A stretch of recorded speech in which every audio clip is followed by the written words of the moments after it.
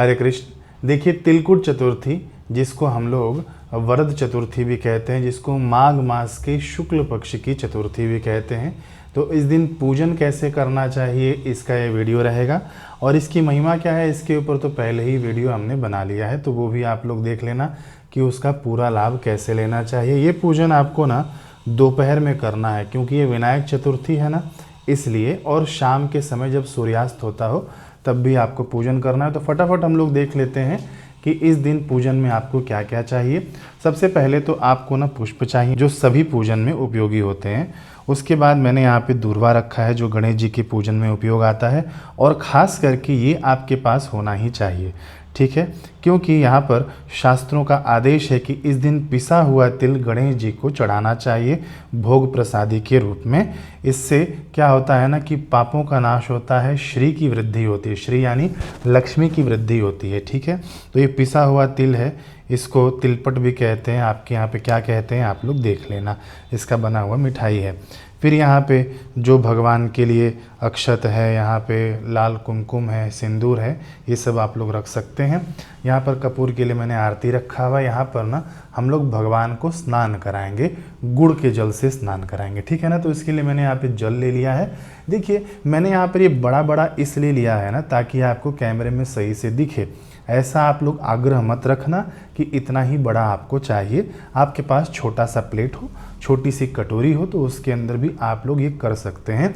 मैंने यहाँ पर भगवान की श्री विग्रह भी बड़ा लिया हुआ है, इसलिए ताकि आपको कैमरे में अच्छे से दिख जाए। छोटा सा श्री विग्रह सबके घरों में होना चाहिए, उस पर भी आप लोग ये प्रयोग कर सकते हैं। यहाँ पर मैंने जल लिया है, यहाँ पर दीपक रखा हुआ, इसके नीचे हम लोग अभी आसन दे देंगे। दीपक कभी भी नीचे ऐसे नहीं रखना चाहिए, आसन देकर ही रखना चाहिए।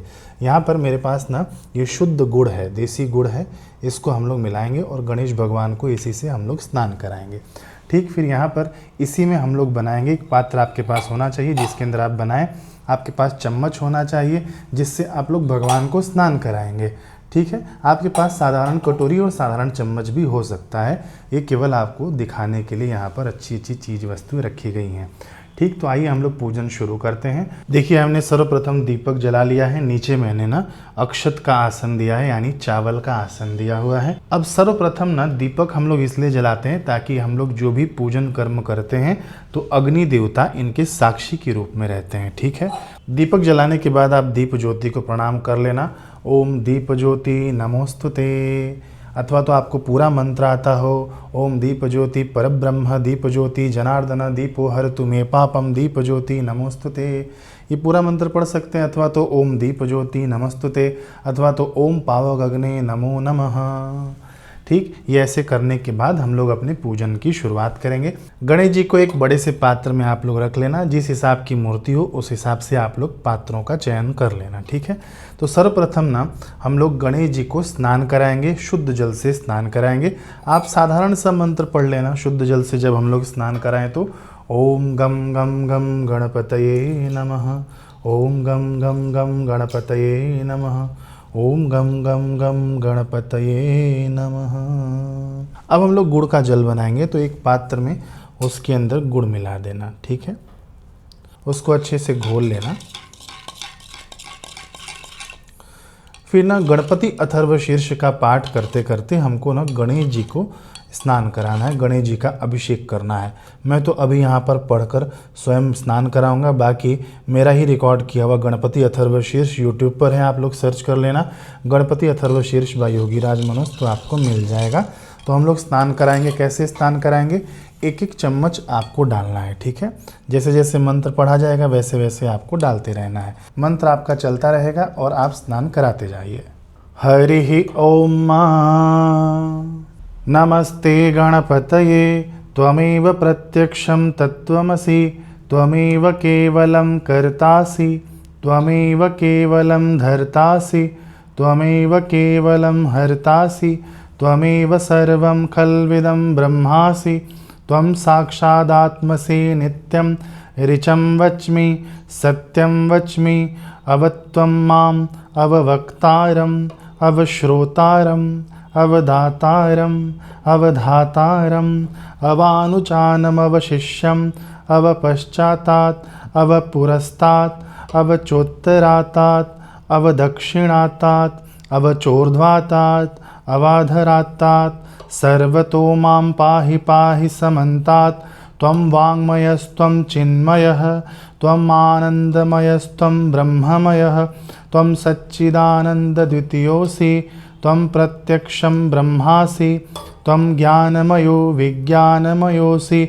सर्वं जगदिदं तत्तो जायते सर्वं जगदिदं त्वत्तिष्ठति सर्वं जगदिदं त्वयि लयमिष्यति सर्वं जगदिदं त्वयि प्रत्येति। त्वं भूमिरापो नलो नीलो नभः त्वं चत्वारि वाक्पदानि त्वं गुणत्रयातीतः त्वं कालत्रयातीतः त्वं देहत्रयातीतः त्वं मूलाधारस्थितोऽसि नित्यं त्वं शक्तित्रयात्मकः त्वं योगिनो ध्यायन्ति नित्यं। त्वं ब्रह्मा त्वं विष्णुस्त्वं रुद्रस्त्वं इन्द्रस्त्वं अग्निस्त्वं वायुस्त्वं सूर्यस्त्वं चन्द्रमास्त्वं ब्रह्म भूर्भुवस्सुरं गणादिं पूर्वमुच्चार्य वर्णादि तदनन्तरम् अनुस्वारः परतरः अर्धेन्दुलसितं तारेण रुद्धम् एतत्त्वमनुस्वरूपं गकारः पूर्वरूपम् अकारो मध्यमरूपम् अनुस्वारश्चान्त्यरूपं बिन्दुरुक्तरूपं नादः संधानं संहिता संधि शेषा गणेशविद्या गणकऋषिः निश्चित गायत्री छन्दः श्री महागणपतिर्देवता। ओम गम गणपतये नमः। एकदन्ताय विद्महे वक्रतुण्डाय धीमहि तन्नो दन्ती प्रचोदयात्।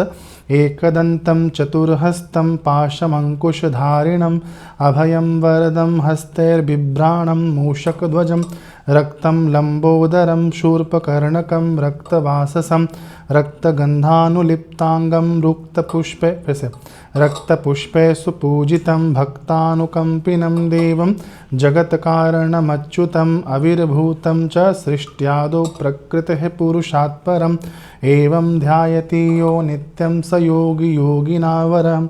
नमो व्रात्पतये नमो गणपतये नमः प्रमथपतये नमस्तेस्तु लम्बोदराय एकदन्ताय विघ्नविनाशिने शिवसुताय श्रीवरदमूर्तये नमो नमः। ओम गम गम गम गणपतये नमः। यहीं तक गणपति अथर्वशीर्ष है, उसके आगे उसका महात्म्य वर्णन है। तो हम लोग जो गणपति अथर्वशीर्ष मुख्य उसका हम लोगों ने पाठ कर लिया।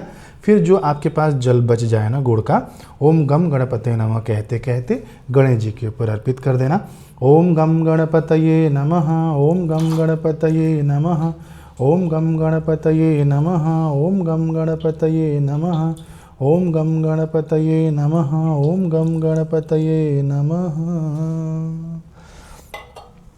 अब हमने जो गुड़ का जल एकत्रित किया है भगवान का अभिषेक करके, इस गुड़ के जल के पान से ही हमारा व्रत खुलेगा, पारण होगा शाम के समय। ठीक है, यदि आप दोपहर में करते हैं तो इस गुड़ के जल का आप लोग विसर्जन भी कर सकते हैं।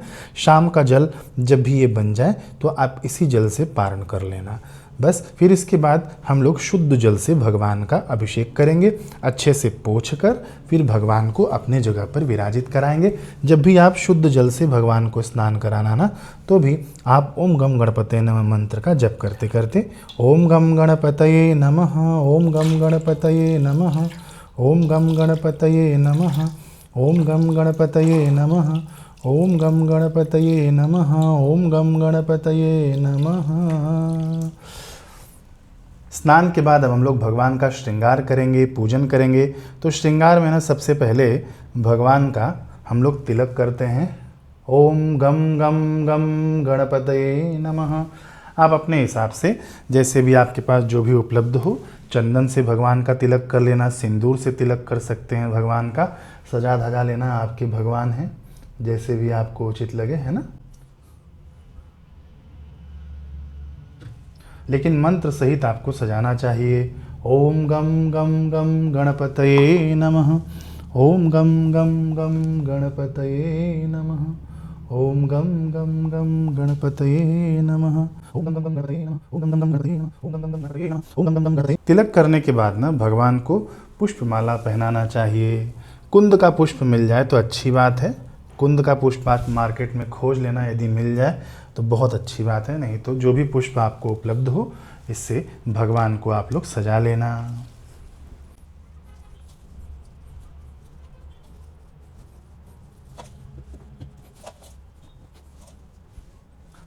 भगवान को दुर्वा अंकुर अर्पित कर देंगे। मंत्र आप लोग पढ़ते जाइएगा, जो भी आप लोग ये कर्म करेंगे ना।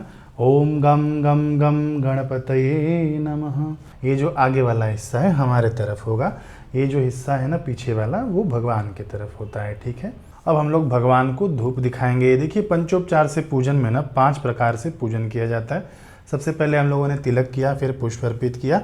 अब हम लोग भगवान को धूप दिखाएंगे। ओम गम गम गम गणपतये नमः। ओम गम गम गम गणपतये नमः। ओम गम गम गम गणपतये नमः।